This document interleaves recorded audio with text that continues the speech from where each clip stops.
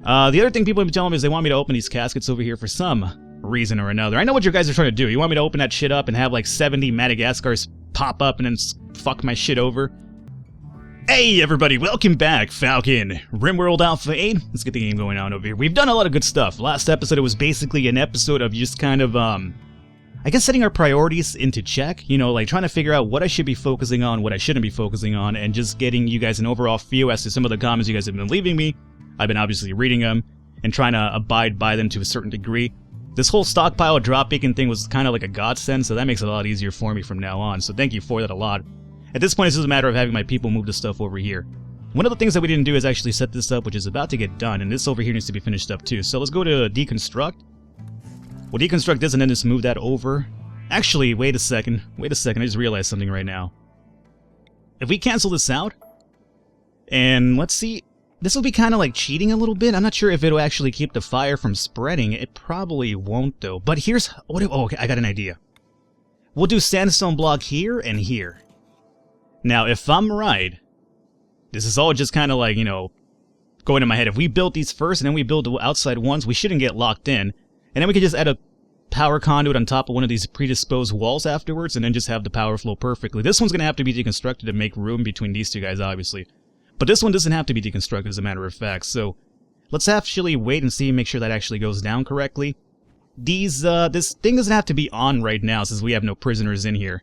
The other thing I was been told to do is to actually put the human meat in the freezer area or in the hoppers over here for the prisoners, or just to freeze the meat so they don't take up space over here. Here's the thing with about that. If you guys want me to do that, I normally use the meat, the human meat anyway, for sales purposes. That's the reason why I use it majorly. So if I freeze the meat or put it in the freezer or put it in the hoppers, then whenever a trade ship comes by that actually buys human meat, then I have to move all that stuff back into the trade beacon, which is actually not ideal whatsoever. So that's the reason why I haven't done that. Another comment I've been reading about too is a few episodes back, I think we had a prisoner that I wasn't too crazy about, quite honestly. I think it was Barga, if I'm right, so I moved him to this room and I let him die. A lot of comments. Falcon, you could have sold him. Falcon, you could have sold him. Blah, blah, blah. Sell him, you idiot. Blah, blah, blah. Here's the thing. I don't necessarily ever see the worth in selling a prisoner. You know why? Because you'll roughly get around, like, 800 silver roughly for a prisoner that you sell. Give or take a little bit more. But the mental impact on you selling a prisoner is really, really bad in the colony. Your people start, freaking out about you being a slave trader yourself, and the negative buff, to my knowledge, at least it has been in the past, lasts quite a bit of time. So it's really not worth the extra 800 silver you're going to make off of selling one worthless, prisoner, when, your people are going to freak out over it. That's the reason why I didn't do that. But I got a lot of comments about that, and I just wanted to kind of address them in a video, so in case you were one of them, and you didn't see the comments section and my replies to them, now you know why. So, we also have this. Oh, trade ship. Perfect. Slave trader. Speak of the devil, right? So, who is our Ness, right? It's always Ness. Ness is all the way out here, though. Crazy Sam's eating. What are you doing, S'mores? You're moving. You're not, hunting anymore, huh? Are you done hunting game? I guess we'll have to have you designate some more hunting really soon, but come over here really quickly. Let's see. Frag grenades we could sell. Along with a minigun. Yeah, that's not going to be sold. As a matter of fact, I should really equip that minigun, now that I think about it. They have some medicine for sale. It's kind of really expensive, so we'll probably hold off on that. And unfortunately... Oh, we need a lung, don't we? But there is no lung for sale. That's really unfortunate. Bionic leg, I think we already have a few of those. Power claw would be kind of interesting, but... Yeah, there's really not much for us over here to do. So we're going to have to pass on this trade ship for now. How is the mining coming along here? Alright. Not great, but alright. Now then, I was considering making a road for my people to kind of like have an easier path to get through here. The only problem is that do they actually stick to the road that you build, or do they still kind of go off-road?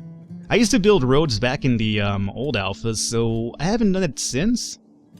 So I'm wondering if that would be a good idea. I know at the same time, too, in the old alphas, whenever you would build roads outside, the raiders would use them to their advantage, too. So whenever they wanted to attack your base, they would take the road and get there even faster. So it was kind of like a really cool way to kind of have them line up wherever you wanted to. But at the same time, it'd be like, oh, look, a free road to the base. Let me just come over here and fuck shit up. So it was a little bit interesting in that regard. So you guys are moving stuff over, which is really important. We have a minigun here. Do we have two? We have two miniguns. Alrighty.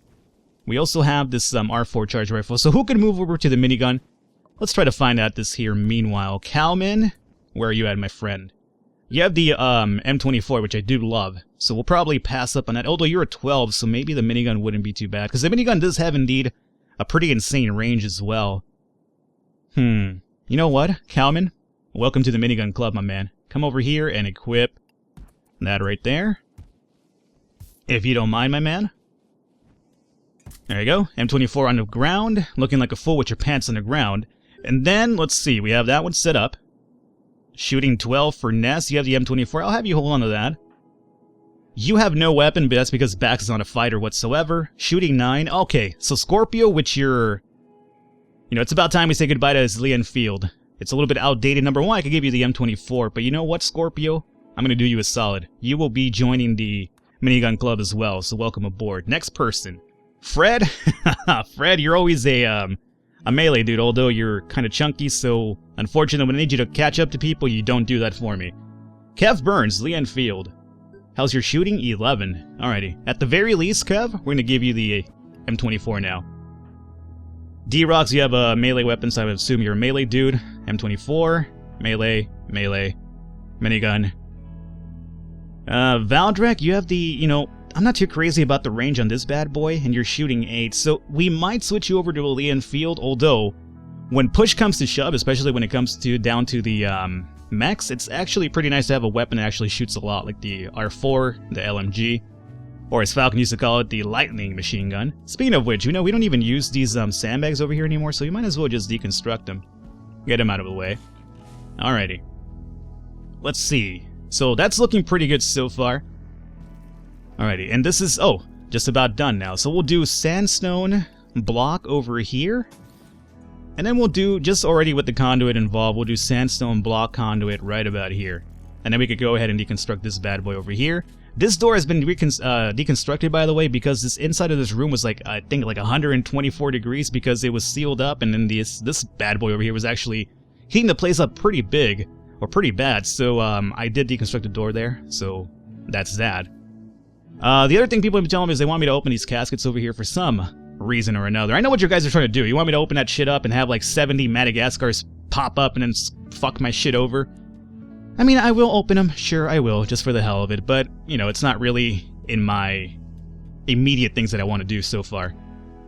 Alright, so everything else is here looking pretty good. This is still kind of cold inside, so it is 13 degrees inside now, which is, you know, better than negative 13, that's for sure. So let's actually heat it up a bit more, maybe 2 more spots here will make it hopefully a bit better. I gotta remember that when summer hits to lower these guys again, or else they will die inside of these fucking rooms because it'll be too hot for them to actually handle. Now then, sculpting table. We also have this over here, which is... oh, hey!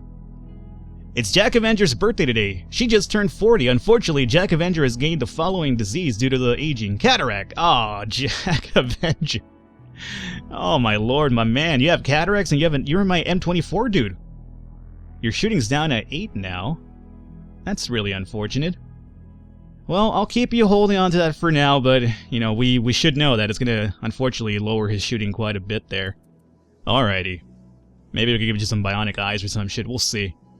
So rooms are looking pretty fine right now, and then this is actually happening over here. What's the temperature in here now? Still 13, but it'll probably heat up over time once we let this kind of seep in a little bit. Now, sculpting table. Bills. We need to start sculpting some stuff. Because we have gold, we might as well use it for something, right? So we're going to make an abstract sculpture.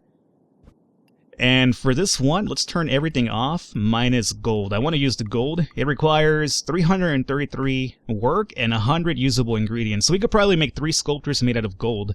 And see how that works out for us, and then, yeah, so... we'll do this 3 times, I suppose, right? Since we have enough for 3. I know there's another area over here to mine for gold, but I guess we'll take care of that afterward. It was somewhere... oh, here it is. Yeah, right. We'll do that soon. But right now we have some of the gold, and might as well use some of the gold that we have to make those sculptures, because people want me to do sculptures, so I will. I mean, I guess they haven't really subscribed to the whole, fuck art forever Falcon mentality. Alrighty. But they are pretty good for selling. And you know what? It's funny. Speaking of selling, if you guys would oblige me with a little bit of this is getting built, with a little bit of a tangent. I mean, some people like the tangent, some don't. But I like them myself just because a group from Frolicker's Cliff are visiting the colony. Not because of that. That's a whole different tangent in itself. I like tangents because otherwise, if I'm over here just strictly focusing on the game nonstop, which I do, it kind of gets a little bit boring, a little bit monotonous. I do like to kind of just share with you different stories that I run into in my day-to-day life here. One of the things I'm going to do, which is going to sound kind of weird for now, but bear with me, I'm doing it for a reason. I'm going to boot a sandstone right about there. When it happens, you'll know why. Speaking of selling, you know, gold sculptures and money, for Christmas, I actually... Oh, Muffalo, you know what? I haven't set Homeboy up for his, hunting. So we will do this meanwhile I talk. So during... Oh, there's a lot of, you know, elk over here.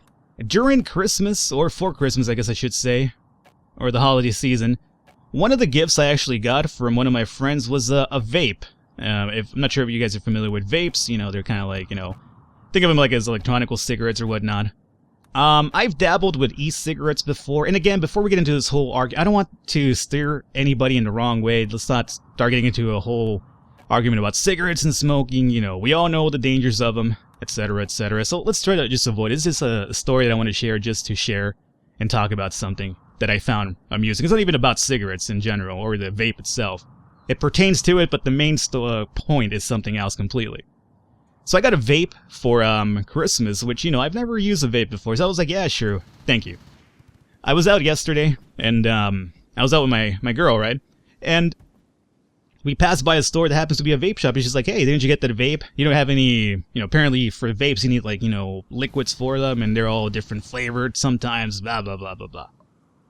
So she's like, you know what, you got a vape, why don't you buy those liquids for you, you can test it out. And I was like, yeah, you know what, not a bad idea. We went into this little mom and pop type of establishment.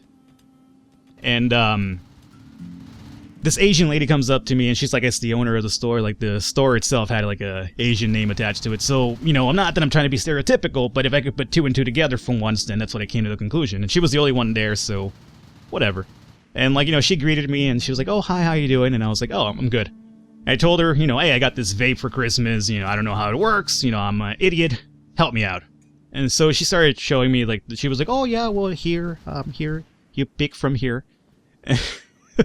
Again, I'm just trying to emulate the conversation. It's not that, you know, that's how I foresee her or anybody of the Asian community speaking like, because that's a stereotype, which is not true. But I'm just kind of, you know, telling you what she sounded like to me. And I was like, oh, all right, well, cool. And I was like, you know, I don't want anything too fruity, but just something to start off with. Again, I have no idea how this works. Just guide me. And she was like, yeah, you could pick from over here. And I was like, all right, cool, how much do these, you know, contraptions cost, right? And it was like roughly like $8.50 for a little, you know, 10 millimeter bottle, if I'm right. I think there was two different varieties, one for $8.99 and the other one for $8.50. So I ended up picking like two from the $8.50 variety, if I'm right. And then I picked another one. Basically, they have like sample things set up, right? So I tested a few of them, and I ended up liking like two of them. So she goes to ring me up. And again, we're under the impression $8.50 or $8.99. She rings me up, and it's like basically 3 times the amount it should have been. And I'm just like, whoa. Excuse me, you said there were $8.50 each, right? She was like, yes. But this one, and then she showed me the other one she was ringing me up for. This one is $20. And I'm like, okay, well, cool. I mean, that's fine that it's $20, but we had an agreement that it was $8.50. You didn't tell me that this particular one costs more. And, you know, it's just like, I've been in retail for the earlier part of my life, so it was just kind of like, you know, when you're in retail, you kind of try to explain things to people so they know what they're getting, and you don't run into this whole issue where people get mad about being overcharged, etc., etc. And I understand retail, so I wasn't going to get mad about being overcharged, but I was inquiring what was happening here. And she was like, oh yeah, it's $20. And I was like, okay, you know what, never mind, could have told me, but that's fine. Can we just pick a different flavor from the, you know, $8.50 variety? Again, this is not something that I'm committing to, but I got it as a gift, so I don't necessarily want to break the bank over it. So I ended up picking up another one from the $8.50 variety. She's about to ring me up, and she's like, right when I'm about to, like, swipe my card, she's like, oh, speaking of, she didn't say speaking of which, but she was like, oh, you could have third free. And I'm like, I could have a third one free? Sure. She's like, yeah, there's a special, and she pointed to the sign, like that was like hidden in the back. You buy 2, you get 1 free, if you want. And that just like, in my mind, I was just like, what do you mean if I want? Here's the thing, again, it's probably just my whole bitterness to the fact that I've been in retail, so I kind of had to kind of placate to the whole retail fact. I know how retail works.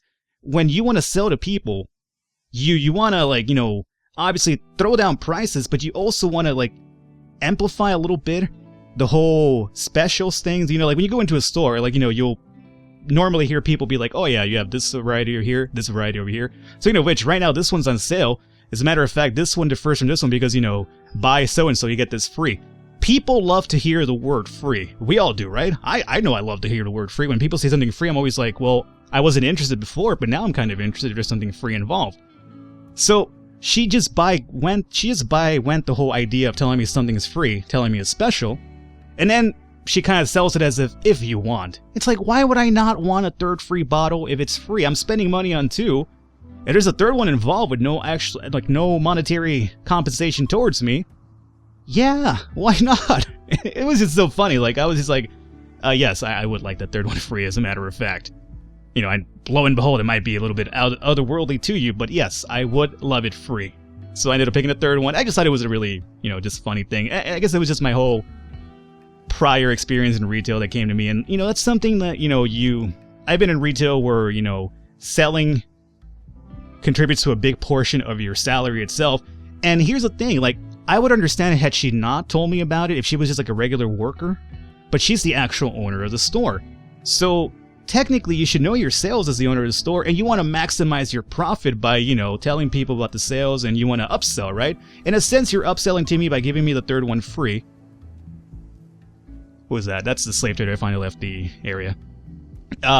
You necessarily want to upsell me for free because then you're essentially exposing me to a product which, you know, even though it's free, if I like it, I'm liable to come back and buy it when it's regular priced already, right? It's no longer free. So, I don't know. Again, it's just probably my whole bitterness towards the whole retail experience in my past, but I just thought it was a really funny story, and I was like, you know what, let's share it a little bit while we were here. Just kind of meandering about getting some of this stuff done over here.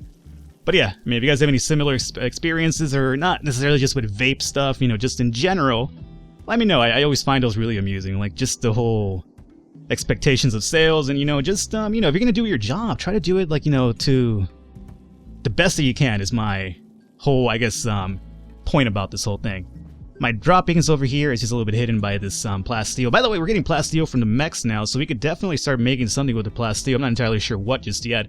And we also have sculptor's table, but nothing's being sculpted. This has to do with art, if I'm correct, right? So maybe it's because we have nobody really designated for art, is crafting above all else. So Jack Avenger, let me remove crafting off of you. You focus on art, my friend, and then...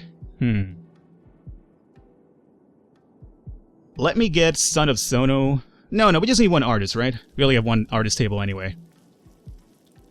So, let's see. Who is my dude over here? Jack Avenger, correct? Did I just turn something on Jack Avenger by mistake? Yes, I turned on hunting, which is not on the cards for us. So, Jack, you're gonna eat from Simple Meal, but let me make sure you could, I can right-click this and force you to come over here. Why is that? Not a crafter. Why isn't this working? Does this require power? It doesn't require power, does it? Production table? Don't fool me now. Sculptor's table. No, see? No power required. Okay, I'm a little bit perplexed here. It just requires gold, right? It's just regular gold. It's not like... Yeah, it's just gold. I don't have to, like, fucking turn them into, like, gold blocks, do I? That would be kind of crazy. Let's keep an eye on Jack after he's done eating. Maybe he'll come over here and start doing some of that really soon. No, he's just cleaning dirt now. Jack, is there a reason why you don't want to come and work on the sculptor's table, my friend? I mean, I have set it up for 3. Configure. Gold. Oh, counts may vary for item with non-standard volumes like gold. Okay. So I have 358. You're telling me that 358 is still not enough for gold sculptures, huh? That's actually pretty crazy. Alright, what if I did a wooden one? I have a lot of wood, so don't I always, ladies? Let me go ahead and put it into wood and sculpting. Okay, so for gold, we are definitely going to need a bigger amount.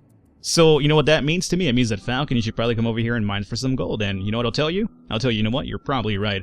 But if I'm going to do that, let's actually get off of the deconstructing tool, because you don't mine for gold by deconstructing. You have to actually mine. Hence, mining for gold, you fucking genius. There you go. Alright. How is the mining coming along over here, by the way? Pretty good, I would say. Look at all this steel. How much steel do we have now? 5,671. I like it. And I for sure want some more of it. Alrighty, so everything's over here coming along pretty good. We need to finish up this over here, though. So let's go into sandstone blocks. Bring this down like so. And then we'll finish it up by making the old Jenny, or the solar generator right next to it afterwards. And do we want to get another of these bad boys up and running? Our power isn't necessarily building up from this point, which is a little bit unfortunate. The power conduits have nothing to do with it, does it? I would assume not.